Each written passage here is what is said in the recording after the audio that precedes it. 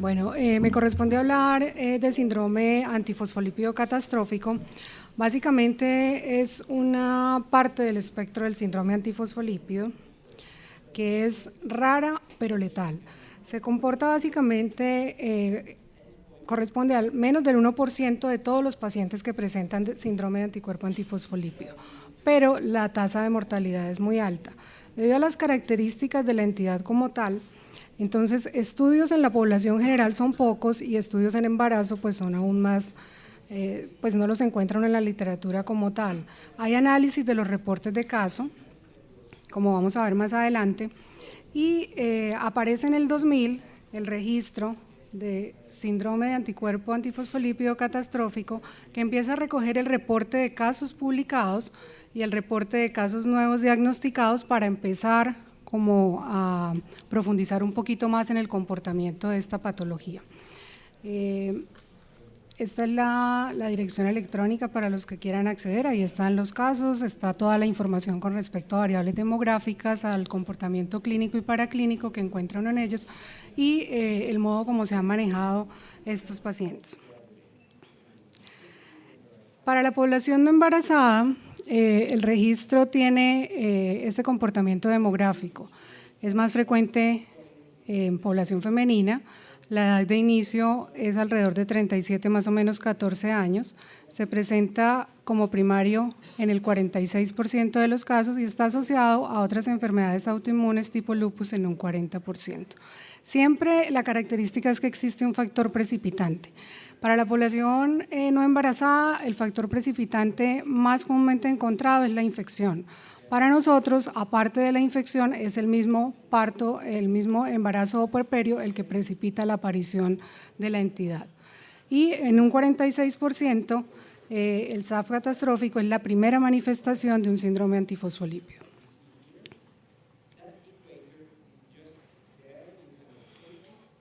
¿Cuáles entonces son los criterios para yo decir si estoy al frente de una paciente con síndrome antifosfolípido catastrófico?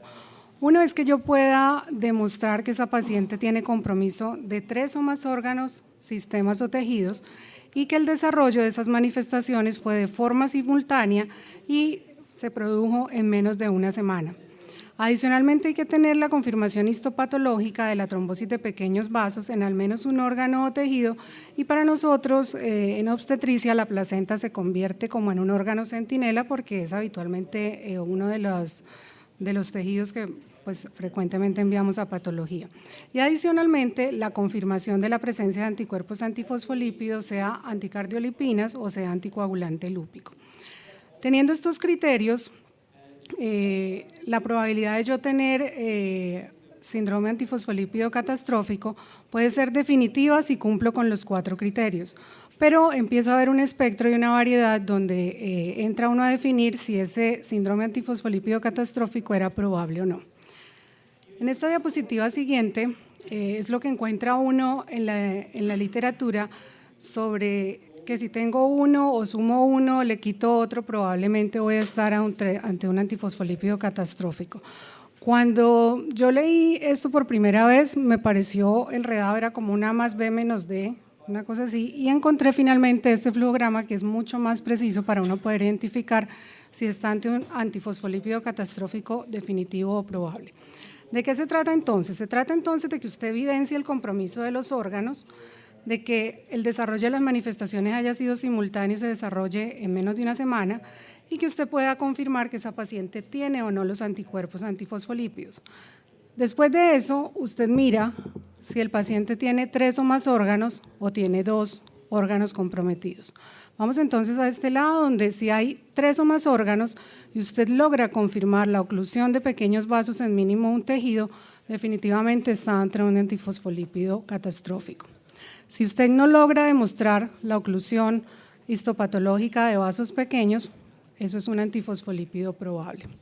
Si usted tiene 2 tejidos y logró demostrar la oclusión patológica, es un antifosfolípido probable, y si no lo logra demostrar, definitivamente no es un antifosfolípido catastrófico.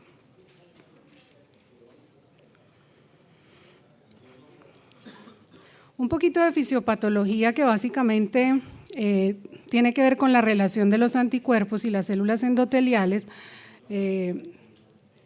Y les quiero recalcar es que siempre existe un factor precipitante. Para nosotros, per se, el puerperio y el embarazo son el factor precipitante aunado al efecto procoagulante que todos conocemos como cambio fisiológico del embarazo. Entonces, ¿qué ocurre? Una vez entra el factor precipitante, ocurre la unión del anticuerpo con ese antígeno y finalmente los anticuerpos van y buscan las células endoteliales. Hablando un poquito más de la parte micro, vamos entonces a mirar qué es lo que pasa cuando ese anticuerpo llega a la célula endotelial. Esta es entonces la membrana de una célula endotelial donde una vez está este matrimonio entre el anticuerpo y el antígeno, ellos se separan.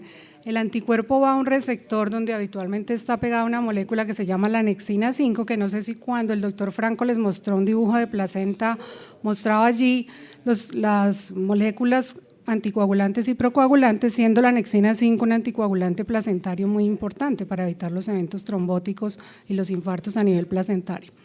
Y por otro lado, ese antígeno se une a este receptor, que es el TLR4, que por medio de una señalización intracelular va a enviar al núcleo, a través de este factor de necrosis, una señal al DNA para que haya una producción importante de citoquinas. Una vez ocurre la producción de citoquinas, son ellas las encargadas de hacer la agregación plaquetaria, formar los microtrombos y finalmente hacer que por un lado los glóbulos rojos se dañen, que es lo que vemos en el extendido periférico, que son los esquistocitos, y por otro lado, en el hemograma, verificamos la anemia.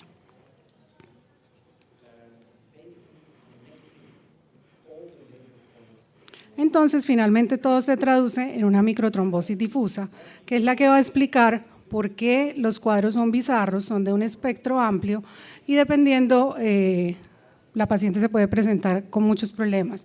Desde el punto de vista pulmonar, se puede presentar con embolismo pulmonar, con hipertensión pulmonar o incluso hacer síndrome de dificultad respiratoria. Desde el punto de vista renal, hacen falla renal, es uno de los órganos que en embarazo se afecta con mayor frecuencia. De igual manera, hacen síndrome nefrótico. A nivel hepático, hacen trombosis de la vena hepática, pero también pueden comprometer de manera importante la vena cava y la mesentérica. Y a nivel cerebral es donde logramos explicar por qué el paciente se presenta encefalopático, convulsiona y adicionalmente hace enfermedad cerebrovascular. Otros órganos importantes para nosotros, trombosis de vasos ováricos y adicionalmente trombosis de vena o de arteria retiniana. A nivel placentario y a través de esta fisiopatología es que logramos explicar por qué hay muertes fetales, hay restricción de crecimiento intrauterino y hay abruxio, y a nivel cardíaco, infarto de miocardio es la característica principal.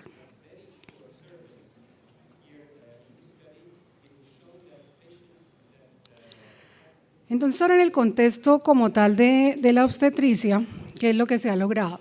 Ese registro que les mostré al inicio, que se está recolectando desde el año 2000, ha logrado recoger en su última actualización, que fue en el 2010, 280 casos de síndrome antifosfolípido catastrófico, de los cuales solo 15 pacientes son pacientes obstétricas. Y el doctor Gómez Puertas, que es un doctor español, empezó a hacer el análisis a ver qué encontraba de esas 15 pacientes con respecto a la entidad. Con respecto al compromiso de órganos, este es como el orden que se ha encontrado de frecuencia: afectación renal, afectación pulmonar, de sistema nervioso central y de corazón. Y a nivel paraclínico es básicamente un compromiso hematológico importante, con un 13% de pacientes con trombocitopenia severa, 20% de pacientes muestran esquistocitos en el extendido, otro 20% pueden llegar a ser coagulación intravascular diseminada, anemias hemolíticas en un 13%, al igual que pancitopenia severa. El comportamiento de los anticuerpos es que el 93% de esas pacientes tenían anticuerpo anticardiolipina positivo, pero de esos el 80% correspondía solo a inmunoglobulina G. El 73% tenían anticoagulante lúpico y el 20% tenían anticuerpos para la glicoproteína 1. De esas 15 pacientes, lo llamativo era que una sola había tenido embarazo exitoso, 9 de esas pacientes tenían en su historia obstétrica abortos y 4% nunca habían estado embarazadas y fue la presentación inicial del síndrome antifosfolípido. La edad gestacional, el 50% se presentaron durante todo el embarazo, podría decirse segundo y tercer trimestre, el 43% en el puerperio, desde el día 2 hasta la tercera semana, y 7% después de un legrado de una paciente que había tenido muerte fetal. Y el 26% fueron primera manifestación como SAF catastrófico.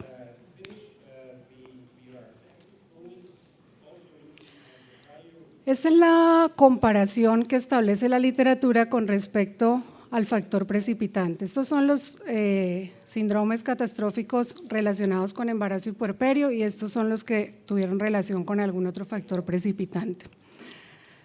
Con respecto a ser primera manifestación, es más frecuente o se encontró más frecuente con precipitantes diferentes a parto, puerperio o embarazo, pero es muy llamativo y con gran significancia estadística que los abortos previos son definitivamente un marcador para tener en cuenta cuando estamos al frente de estas pacientes. Los otros ítems como trombosis venosa profunda, trombosis arterial periférica, compromiso cardíaco, enfermedad valvular, compromiso pulmonar, renal cerebral, son inquietantes y llamativos, pero no se ha logrado demostrar o no tienen significancia estadística.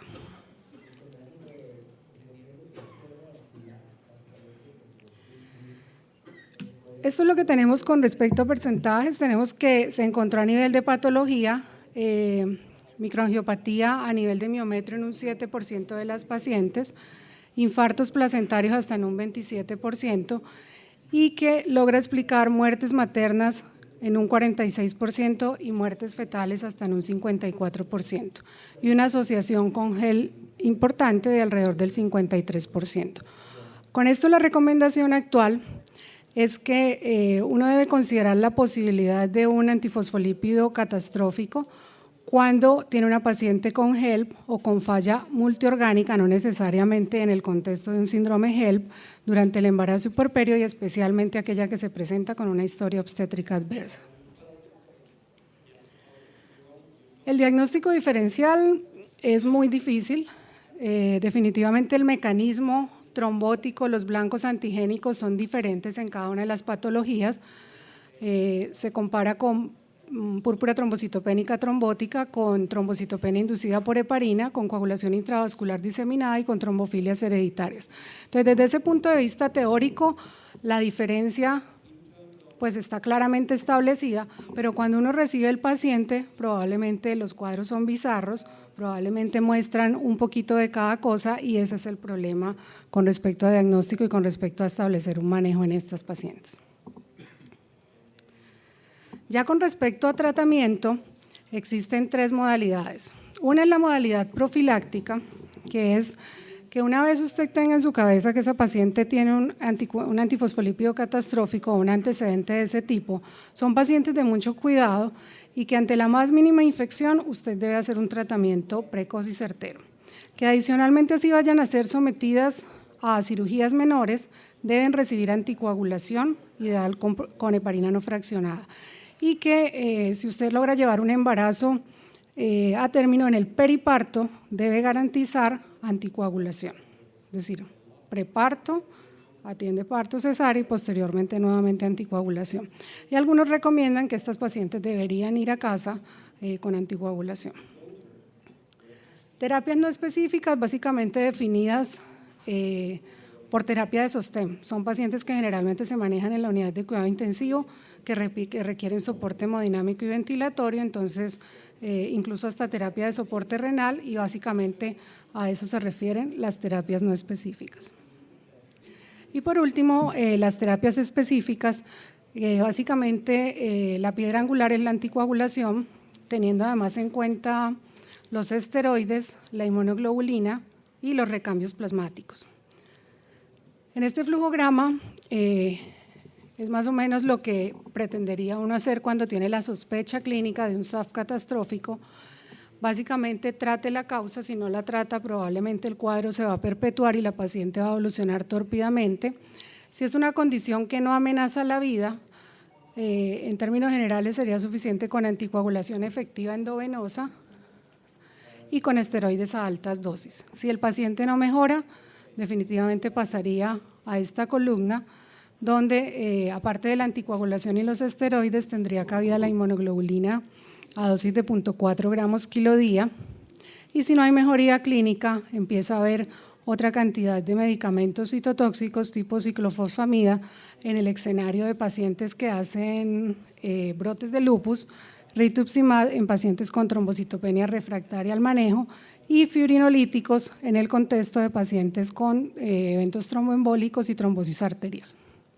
Y si la paciente mejora, básicamente es ir disminuyendo gradualmente los esteroides, pero mantener la anticoagulación oral. Muchas gracias.